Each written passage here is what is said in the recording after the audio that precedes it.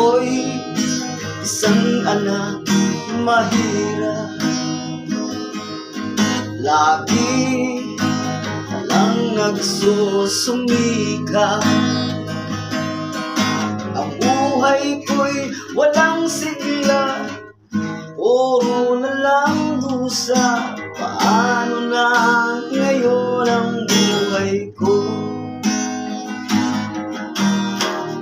Sa akin ay walang tumatanggap, mababa raw ang aking pinag-aralan. Grade 1 lang